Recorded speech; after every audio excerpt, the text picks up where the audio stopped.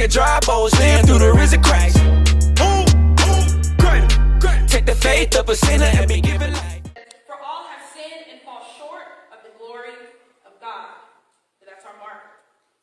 But you'll find in a queer theological thought, or gay Christian thought, or gay Christian theology, however you want to call it, that there are different views concerning sin. So some people believe that sin is distancing yourself from God. There are other people that believe sin is not accepting who you are. There are some that believe that sin is putting limits on people and not allowing them to be who God has called them to be. In fact, one queer theologian says this in his book. His name is Patrick Sane, writer of Radical Love and Introduction to Queer Theology. He says this: sin is the resistance to dissolving of boundaries and divisions. Specifically, when we sin, we reinforce the existing divisions with respect to sexuality, gender, identity, or other factors. Let me explain that.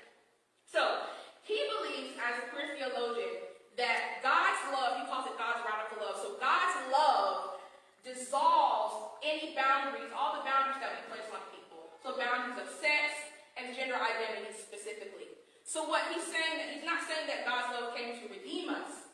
He's saying that God's love came to dissolve all these boundaries. So it doesn't matter if you're gay, it doesn't matter if you're lesbian, it doesn't matter. Those labels don't matter anymore.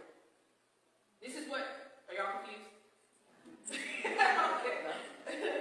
Okay.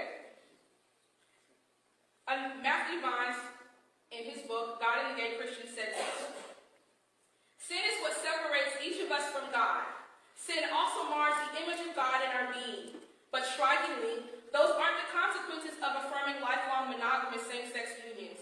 They are the consequence of rejecting all same-sex relationships. So in his book, he alludes to the fact that being homosexual, being homosexual and being in committed loving homosexual relationships are actually part of God's design. And when you reject that, you are actually sinning because you are rejecting the image of God and God's standard. So we're seeing all of these different views of sin within this theological thought. And when I was looking at this, I realized that there was something fundamental that was not present. And it was the nature of sin, or the root of sin, which is what? Our fallen nature. What they miss, or what is absent in this thought, is the biblical truth that we all at our core, in our nature, are sinful without Jesus. And that is why we needed a Savior. Right? Because good works cannot save us. Because good works don't make us good. There are some that I've read who said that selfishness is actually the sin.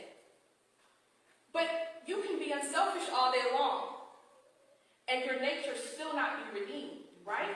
Right. So the issue is the issue is deeper than just resisting God or being unselfish.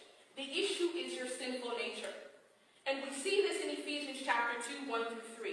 And it reads, "And you were dead in the trespasses and sins in which you once walked, following the course of this world, following the prince of the power of the air, the spirit that is now at work in the sons of disobedience, among whom we all once lived in the passions of our flesh, carrying out the desires of the body and the mind, and were by nature children of wrath like the rest of mankind." That word in the Greek, by nature, means inherent nature, your origin, birth.